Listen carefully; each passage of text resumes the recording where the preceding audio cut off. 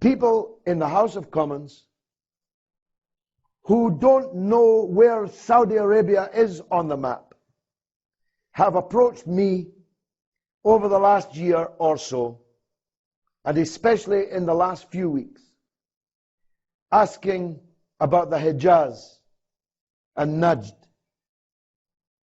I was astonished. How do they even know these terms? Suddenly they learned these terms. Why? Because already they're thinking, maybe we have to divide what is called Saudi Arabia. The second ploy is to create an entirely false dichotomy between the Arabs and Iran. The painting of Iran as some kind of devil, some kind of demon that's somehow sitting up late at night planning how to convert all of you to their brand of Islam.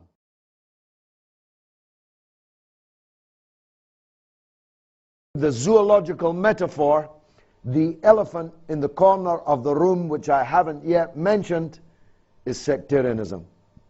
The division of the Arabs, not this time between fake states, but the division of the Arabs into confessional, sectarian difference, which can become so profound if acted upon that it acts as a means of turning the Muslims against each other, of fighting even each other, of vying with each other to ally themselves with the Western countries that have come up with this plan.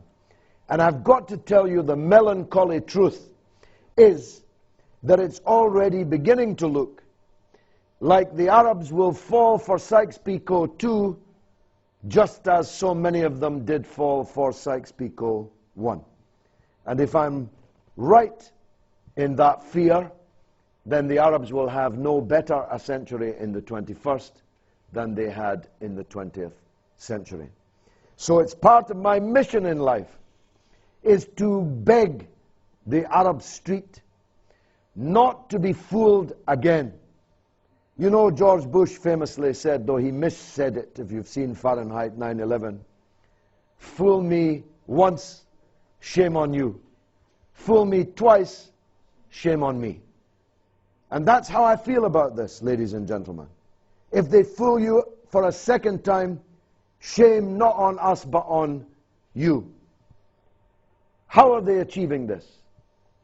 First of all, by completely exaggerating the importance of the differences between Sunni and Shiite Muslims, which are pre-existing, no doubt, which are ancient and historic, no doubt, which are serious at times, no doubt, theological, cultural differences, but not nearly as great as the differences between, say, the Arabs as a whole and Israel, or the Arabs as a whole and the imperial powers that are stealing the wealth of all the Arabs, whether they're Sunni or Shia. These differences which exist are being exacerbated deliberately, are being worked on by men who don't even know the difference between Sunni and Shia, would struggle even to find a dictionary definition for that difference. But what they know is if they support the Shiites here, they can achieve their goals and objectives, and if they support the Sunnis here, they can achieve their goals and objectives, and even better, they can make the Sunnis in this country feel that the Shiites in that country and vice versa are their enemies. Then, eureka, you've done it again. As long as the Muslims are fighting each other, hating each other, fearing each other, they won't notice that their wealth is being stolen from underneath their noses, that their countries are being occupied, that foreign armies are literally present in their capital cities. Jerusalem is in the hands of a foreign army. The Arabs are doing nothing about it. And they'll never do anything about it if you keep them busy on a sectarian basis. And of course, it's not just existing differences amongst the Muslims that they are working on. In Egypt, we're told, though anyone who's ever been in Cairo and sees the mosques and the churches cheek by jowl next door to each other, or who goes into a shop, says Salamu Alaikum, is answered Alaikum Salam by a Christian shopkeeper, would necessarily believe it. We're told that Egypt is fundamentally divided between Christians and Muslims. Neither should you fall for the canard that the West has a preference of one kind of Muslim over another. They couldn't give a damn. They were happy to support the Shiite government of al-Maliki in Iraq, even where that Shiite government was hated by the Sunni minority in the country.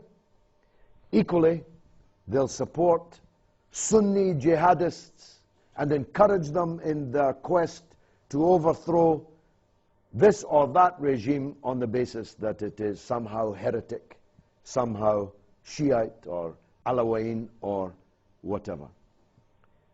A brazen example of this is in Bahrain, the revolution nobody talks about, where the existence of a majority Shiite population is held by many Sunnis in the streets as well as in the government headquarters as a reason not to support the Bahraini revolution, as a reason to wish the defeat of the Bahraini revolution, because what would it produce? It would produce a Shiite government. Well, no, if the revolution succeeded and we had one man, one woman, one vote in Bahrain, we'd have a government of the people's choosing, which is what we're after everywhere, isn't it?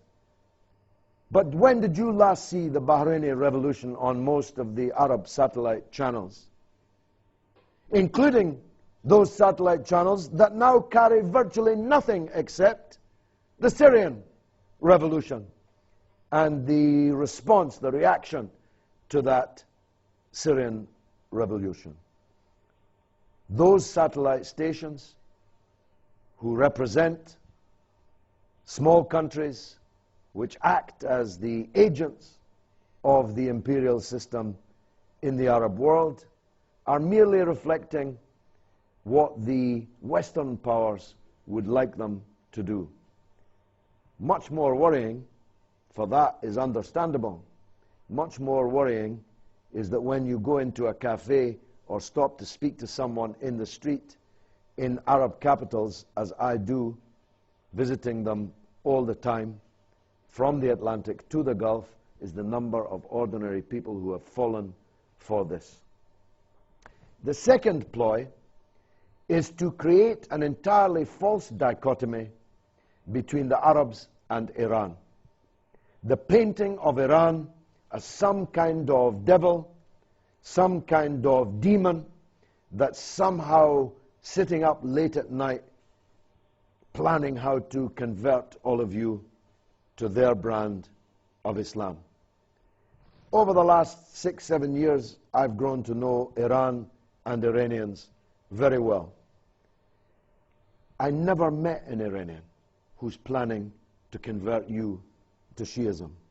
I've met lots of Iranians who are determined to assist the Palestinian struggle to be victorious. I've met lots of Iranians who are interested in supporting the Lebanese resistance against Israeli occupation and in support of the liberation of Palestine. But I never met one who I recognized as entertaining any dark thought of converting Palestine to Shiism. Now, the truth is this: whatever minor differences of theology or culture exist between Sunnis and Shiites, they are minor compared to the much more important differences which I have been describing both this evening and in the last show. Those differences, which were themselves exacerbated by Sykes-Picot, were a remarkably successful ploy which succeeded for the best part of 100 years. And you know this in Lebanon better than anywhere else in the Arab world. Countries which didn't exist became flags to die for. People who once were Arabs from Bilad al-Sham were turned against each other on the basis of nationalities given to them by others, and within that, of ethnicities and confessional and sectarian identities, which existed, of course, when this whole area was Bilad al-Sham, but which have been elevated to a point where they're worth dying for, where even the Sykes-Picot national identity is sublimated, becomes secondary to the sectarian identity. Now, your whole political system is built around that. I remember once clashing with the British Foreign Minister, then Margaret Beckett, in the House of Commons. You can watch it on YouTube, in which she hailed democracy in Lebanon. Well, I said up to a point, but of course there's not actual democracy in Lebanon, is there? If there was actual democracy in Lebanon, Said Hassan Nasrallah would be the president. But he can't be the president because he's not a Christian. Okay, he'd be the prime minister. No, he can't be the prime minister because he's a Sunni. He can't even be the Speaker of the Parliament because he's not a member of the Parliament. But you get the point that I'm making. Sectarianism has been actually built in to your constitution. And of course you can't have a census because a census would reveal the actual balance of confessionalism, of sectarianism in the country, and that would make the whole problem worse. Now don't get me wrong, I love Lebanon. I'd much rather be in Lebanon than anywhere else in the world, actually, never mind the Arab world. But I'm making the point to you that if you're honest, you'll agree that Lebanese politics is driven by confessionalism, by sectarianism. And I lived here in Fakani when the streets were running with blood in 1977, shed in part on a confessional basis. And I'm here to argue with you that you should avoid this Sykes-Picot too at all costs. Because it's going to lead to the breakup of your countries. It's going to lead to alliances which become ossified, almost like the East-West Cold War divide, which divided Europe for more than half a century. You're going to be encouraged in Orwellian terms in the novel 1984. You'll remember how Big Brother used to appear on everybody's screen every day for an hour of hatred, to whip up the hatred of the people against the other, so that they didn't bother themselves asking how come Big Brother is ruling over us here in our own country. That's what it's going to lead to. And it may even lead to war. Which brings me to Syria. In my last show, you will have seen a very large number of people in the audience had become fixated upon the civil conflict in Syria, to the point that they were absolutely blinded to the blindingly obvious.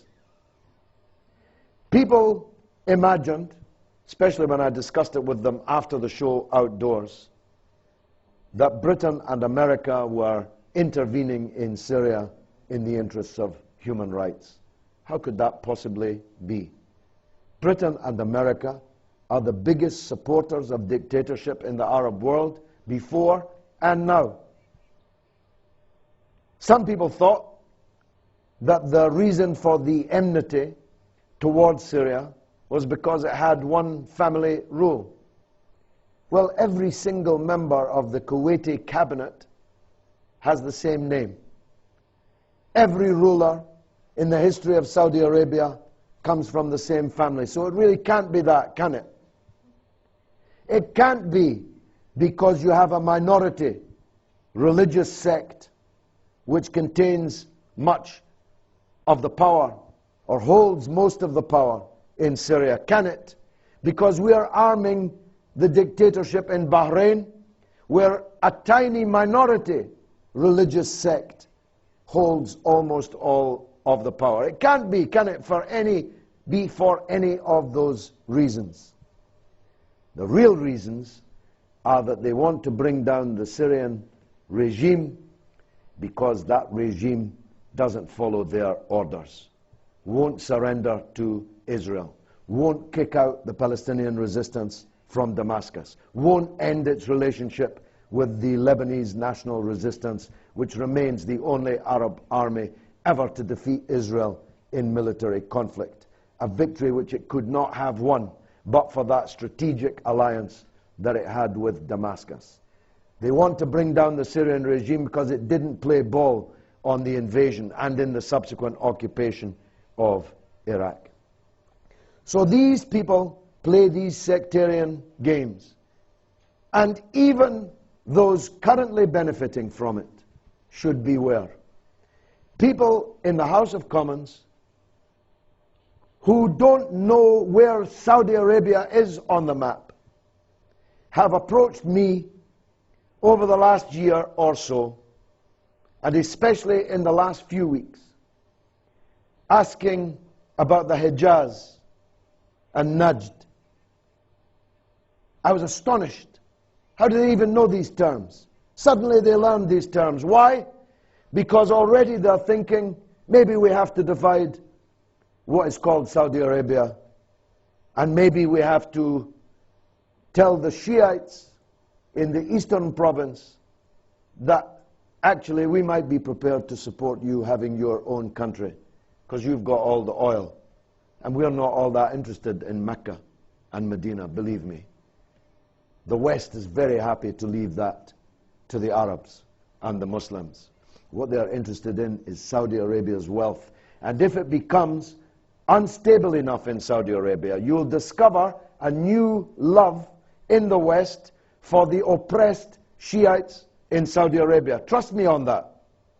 It's already beginning to happen. We'll hear about the oppression of the Shiites in the eastern province. We'll hear about the scandal that it is that they should be governed in the way by these Wahhabi fanatics. So nobody is safe from this kind of division. Nobody is safe from this kind of sectarianism. And what will be the result? Instead of 23 Arab countries, we'll have 33 or 43 or 63. We won't have countries at all. We'll have emirates like the one currently visible, emerging in Libya after the NATO bombardment and the overthrow of the Gaddafi dictatorship. It would suit them well, because then they could divide and rule the Arabs for another 100 years most securely. Thank you very much. You have to know this. The West has no interest in Islam. The West has no interest in differences in Islam. The West has no differences no interest in the situation of Christians in the Middle East. We used to hear it in Lebanon. The West was supporting the Christians in Lebanon. But they're not supporting the Christians in Syria, who are terrified at the possible victory of an Al-Qaeda type insurrection there. They're not supporting the Christians in Palestine, almost all of whom have been given green cards to leave the country and forget it. Please don't think that they care about your religions. Please don't think that they care about your confession, your particular sect. They only care about continuing to own and control the Arab world because of the wealth which lies underneath it and because of the strategic importance which it holds and continues to hold.